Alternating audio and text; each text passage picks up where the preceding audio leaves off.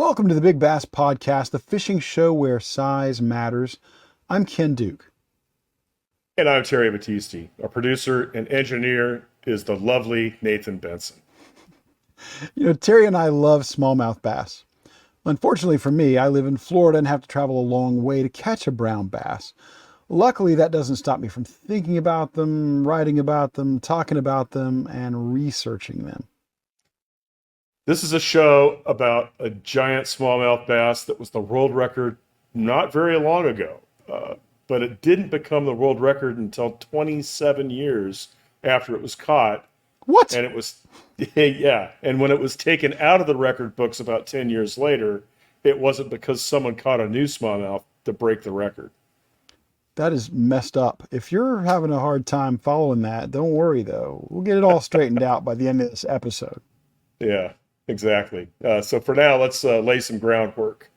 Ken, you want to do it, or? Yeah, let's get in our Wayback Machine for a moment here and go back to July of 1955. Yeah. Everybody who's a regular viewer or listener of the Big Bass Podcast knows that on July 9th, David Hayes caught an 11-pound, 15-ounce smallmouth bass from the Kentucky side of Dale Hollow Lake. Terry, we even did a we did a trilogy. We call it the Hayes Trilogy, and then we do the heavenly music.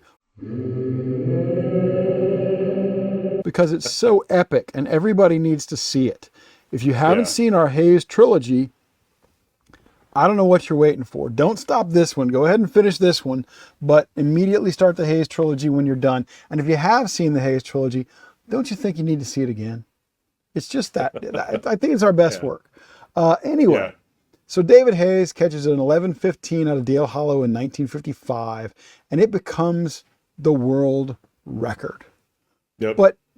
But something happened about 40 years later.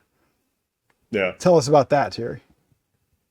In 1995, an old affidavit is discovered, and the Hayes record comes under scrutiny. It's disqualified by the IGFA, the Freshwater Fishing Hall of Fame, and the state of Kentucky. And so now you get these record-keeping organizations scrambling to fill this void that was once the David Hayes fish. They mostly ignore a lot of the field stream entries, and then they eventually settle on a fish caught by John Gorman in 1969 that weighed 10 pounds, 14 ounces. Again, this fish was caught from Dale Hollow. Right. So the Hayes fish caught from Dale Hollow in 1955 winds up getting replaced by the Gorman fish caught in 1969 from the same body of water. And exactly. what was interesting to me, Terry, about that was, Field and Stream was really, had been the big record-keeping organization back from 1911 through the late 70s when they handed their records over to the International Game Fish Association. Yep. And the Freshwater Fishing Hall of Fame came along in the 70s and started keeping freshwater records. So when suddenly the Hayes fish is DQ'd in 95, 96, they've got to fill a gap, and they know there are some big smallmouths out there. Field and Stream had contest winners and entries of 11 pounds and more, but they didn't pick any of those. Instead, they looked to the biggest fish they had on record they thought was reliable after Hayes, and that was John Gorman in 1969 at 10-14. And it's a fascinating catch. I mean, maybe fascinating for a lot of the wrong reasons, but it's a fascinating catch. And tell us a little bit about it. Yeah, so this fish was caught in April of 1969, 26, which was a Thursday. It was caught at 6 p.m., just before dinner. Literally. At Dale Hollow, out of the Sunset Dock in the southeast section of the lake. It's interesting. So Gorman's ordered dinner at the Sunset Dock to be ready at 7 p.m., and they went out on a lake to ride around on the family ski boat, which was a 16-foot Starcraft with a 75-horse motor. They motored up the lake, and it just so happens that Gorman's wife loves to fish. So they throw a couple of baits out, and they're trolling around. And they're trolling points. they know well enough that these fish hang off a point, so they troll around this point. He slows down in order to allow the baits that they were fishing to get a little bit deeper. Well, actually, I think he slowed down just to turn around. Yeah. And he starts to drag the bottom, and that's when the fish eats the bait. And he said he was probably trolling far too fast to get his lure down to a smallmouth, and credits the turn with bouncing the jig off of its head. And Gorman initially thinks he's hooked a log. And this Gorman guy is, I'm going to say it, he's a disgrace to fishermen. Oh, he's probably a very nice guy. As a matter of fact, probably a nice guy, but he shouldn't ever be in a boat with a rod in his hand. Yeah. He thought he'd hooked a log at first, and we're going to find out a little bit more about John Thomas Gorman here as we go. But he's not exactly Roland Martin out there. No. But he's not even my 5-year-old. He's not even Bob Martin or whoever. Forget Roland. He's not even Daryl Martin. Let's go into his tackle. Yeah, let's get into his tackle, because his tackle is pretty indicative of the level of angler he is. Yeah, so his rod was a Zebco. His reel was a Zebco 33. 6-pound mono. Zebco 33s are not noted for having a very good drag system. I can't believe that he got this fish in. He was trolling a 1/4 ounce doll fly, which at the time was made here in Knoxville, Tennessee. Created by Elmer Otis Dahl Thompson Jr., who lived from 1930 to 2008. And the doll fly, what it was noted for is that crappie Thompson fishing. used, crappie fishing, but he used bear hair for his flies. Yeah. And at one point in time, he was the #1 importer of bear hair for the fishing industry in the lower 48. Terry, when I was a kid growing up in the deep southeast, everybody had doll flies in their tackle box, but they were a crappie lure. Oh yeah. You didn't throw those things for bass. Although I will say that if you're going to throw them for bass, the classic place to throw a hair jig would be a place like Dale Hollow. Well, not only that, but Billy Westmoreland's horsefly was essentially a crappie jig, and he would put a small fly rind on that, and it was called the fly and rind. So you're talking about a crappie jig essentially with 4 and 6 pound line, but Billy Westmoreland was fishing it on good equipment, and usually a Cardinal 3 or a Cardinal 4 reel. So anyway, he says that it didn't take him more than 10 minutes to land the fish. Very believable. Said he jumped once when I first brought him up, and then he went deep and fought it out and added the fish to the boat. You want to tell people how much it weighed? Yeah, this is a massive fish. This is, to this day, the second biggest, definitely legit fish out there in the smallmouth category. It weighed 10 pounds, 14 ounces. It's still a pound and an ounce off the Hayes record, but 10-14, it was 26 1/4 inches long, 21.5-inch girth. Yep. And before this, Terry, and Terry and I are going to shake our heads in disgust at how lucky John Gorman was, but his previous personal best smallmouth, he said, weighed no more than 2 or 3 pounds. So he gets this massive fish in the boat. His wife nets it, but then they take the fish in to Sunset Dock, where dinner is about ready for them. Yeah. And he says, hey, there's a lot of hooting and hollering at the dock. Everybody's telling him it's a big fish. He said, but it didn't really sink in, because he said, you see, I'm not really a fisherman. He said, my wife, B, short for Beatrice, is the fisherman of the family. I always go out with her, but generally just to do some resting up. It's awfully peaceful out on those lakes. or maybe I'll read a good book.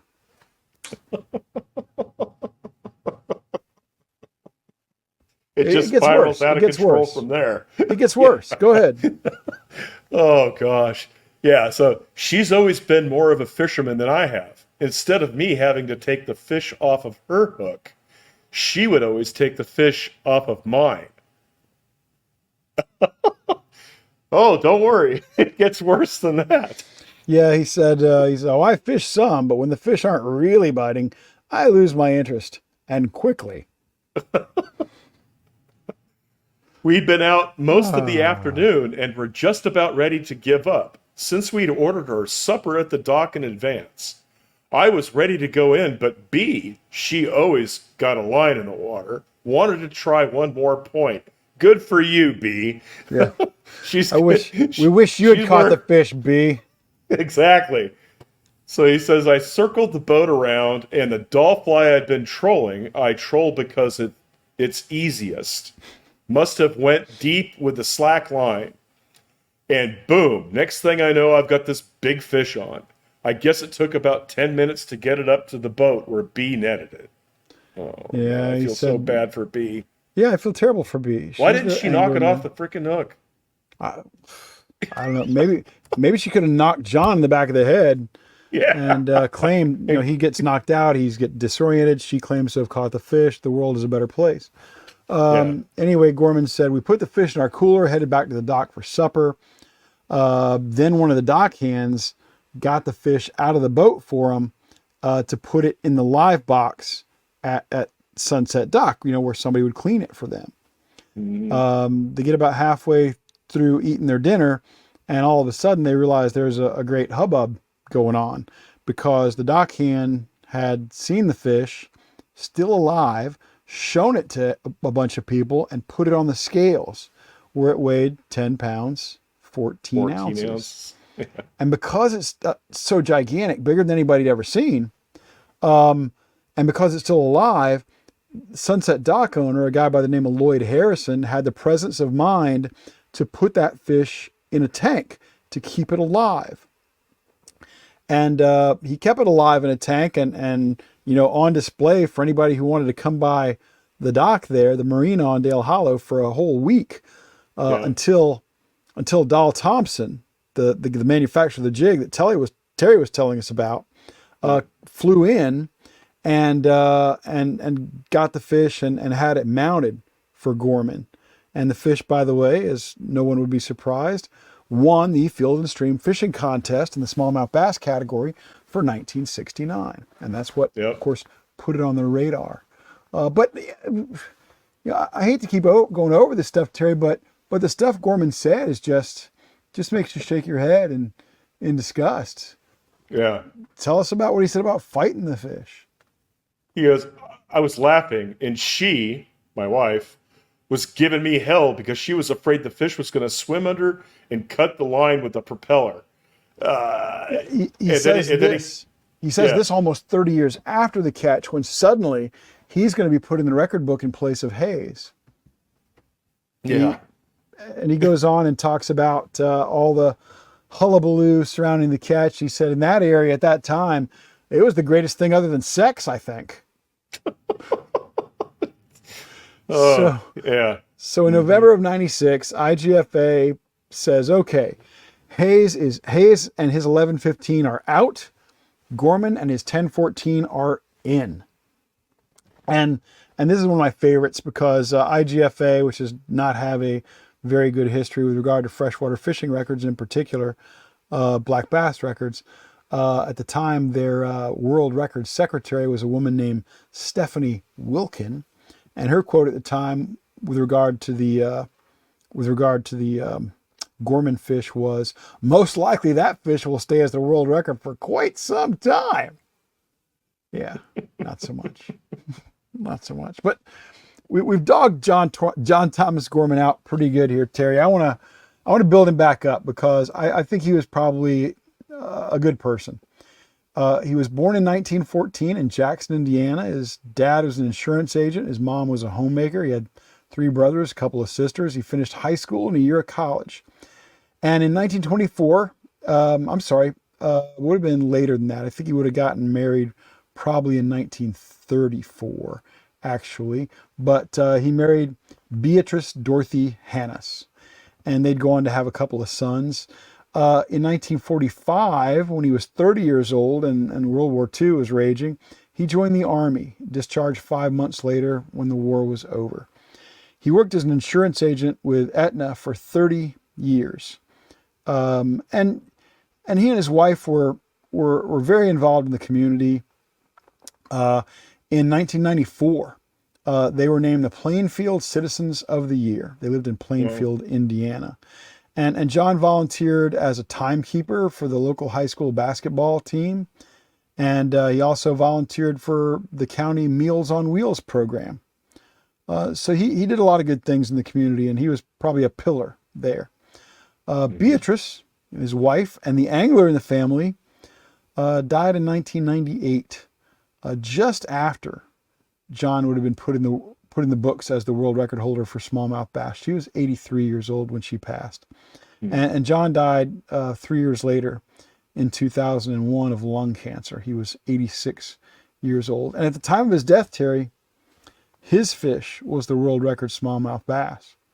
Yeah. But not for a lot longer. Nope.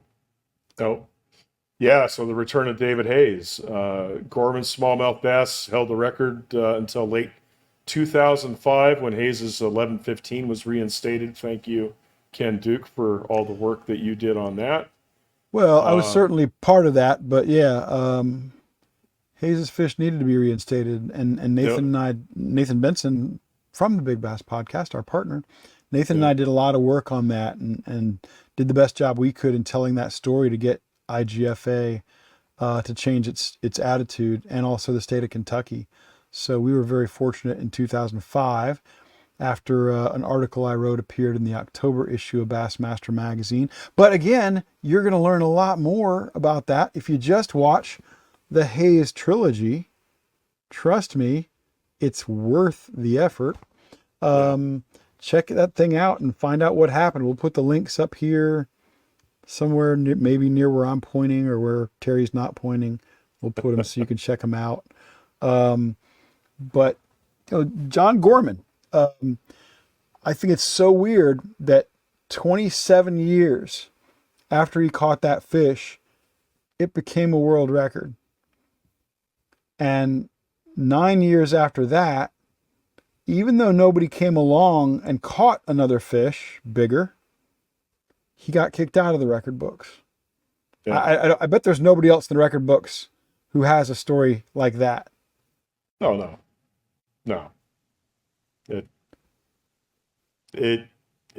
The whole thing, the way that Hayes was, taken out was, it was horrible. The people behind it were crooked, and it's just crazy. Now, Terry, do you think that Hayes was reinstated on the merits because he did catch a legit 1115 and he had the provenance and the proof and everything, and a lot of effort was put behind that? Or do you think it was because people were so disgusted at John Gorman and the fact that he wouldn't even take his own fish off the hook that justice demanded he be replaced in the record book? I think that he got reinstated because it was the right thing to do. On both fronts. But at the same time, if I was John Gorman, I would have said my wife caught the fish. By the way, Terry, I don't know if your research revealed this, but I just remembered that Gorman kept his world record mount, and we've got a picture of it that I think we've probably already shown, but we'll show it again now. He kept his world record mount hanging on the wall outside the bathroom door of his home. Respect. Do you know where David Hayes kept his world record on display? Probably above the mantle in his front room. Well, don't tell me over the shitter. Excuse me. No. Nathan and I had the privilege of visiting David Hayes a couple of times, or at least I have visited him a couple of times. I'm not sure Nathan was there, both in a couple of different homes that he had. And one time, Hayes's fish was over the front door, the interior of the home, but over the front door. So you could not walk out the front door without passing under that fish. And on the other side, on the exterior of the front door, Hayes had this great sign on display there that I wish I had. It said, I think I'm spot on with the quote here. It said, "Here lies an old fisherman with the catch of his life." And you know, he wasn't going to answer that. He wouldn't answer the question whether the catch of his life was his wife Ruth or that fish.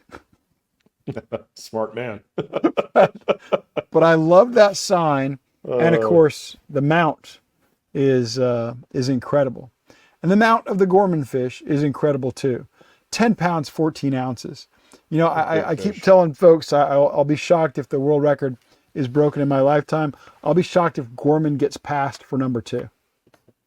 I think that's just a big ask. Now, Dr. Battisti, your takeaway on the John Gorman fish and the brief period it got to spend as the world record smallmouth bass. It's a big fish, but it's embarrassing as hell. I'd rather see a 14-year-old kid or 8-year-old kid catch it on a Snoopy outfit. You know, I mean, there's a great quote that we were talking about before we started rolling this, from "A River Runs Through It." Ken, can you say that? Yeah, as Terry and I were talking about this episode, we spend all of 3 or 4 minutes talking before the episode to plan it. No, it's a lot more mapped out than that. But I was saying, oh, I remember this great line from "A River Runs Through It," and I got to get the quote exactly right. So I looked it up before we started recording, and it's a quote. And of course, "A River Runs Through It" is a fabulous novel by Norman Maclean. It's also a terrific movie that stars Craig, somebody I can't remember his last name, and Brad Pitt and Tom Skerritt, and anyway, it's a terrific movie. It's about trout fishing, fly fishing, but don't let that dissuade you. It is one of the great fishing movies of all time. And there's a scene where the narrator is describing his father, who is a minister. Presbyterian minister. Yeah, and he's also the man who taught him and his brother to fish, and they take it very seriously. It is akin to religion for them. And anyway, he's describing his father, and he says, if he had his way, nobody who did not know how to catch a fish would be allowed to disgrace a fish by catching it. And isn't that perfect? Absolutely. Isn't that perfect? Yep. You know, that the idea that, you know, I get it when somebody who's a casual angler or a beginner angler goes out there and catches a fish and their skills are not good. They can't be good. They don't have the time. They don't have the experience. They don't have the training maybe. But to be so dismissive of it in a lot of ways is annoying. Disgraceful at best. Yeah. You should not be allowed to disgrace such a fish, especially a 10-pound, 14-ounce smallmouth bass that once and briefly stood as the world record.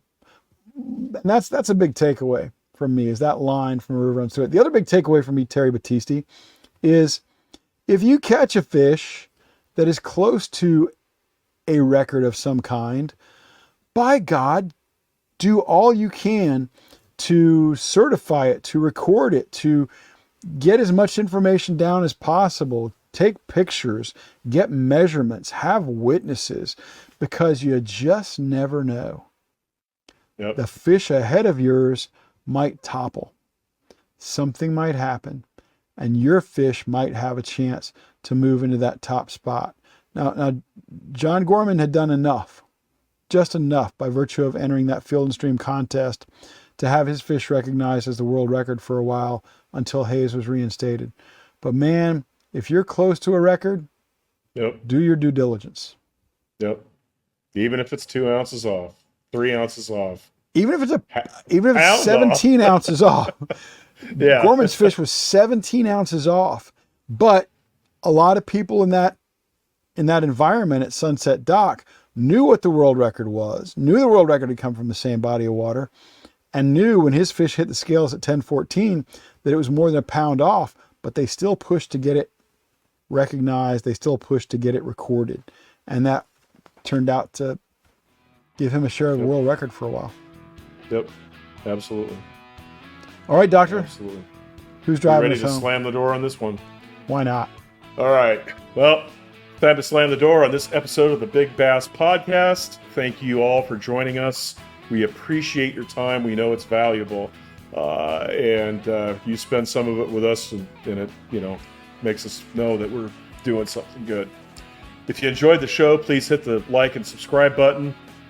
If you do us a big favor, just tell one of your friends about the podcast. If we do that, we double our views. We double our subscribers, hopefully, with just that one little thing. And that would get us to 4 subscribers if we could double. That's a little bit better than that, Ken. A little bit better than that. Anyway, so we're at what? As we record this, we're at about 1,700. Almost 1,700. So yeah, we're gaining some ground.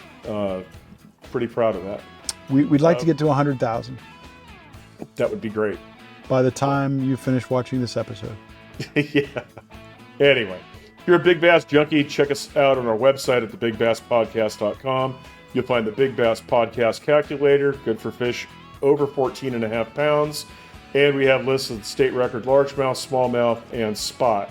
If you'd like to contact us via email, you can reach us at ken@thebigbasspodcast.com, terry@thebigbasspodcast.com, and nathan@thebigbasspodcast.com. Please join us again soon when we'll bring you another story about another big fish that you will not and cannot find anywhere else. And remember, Size matters.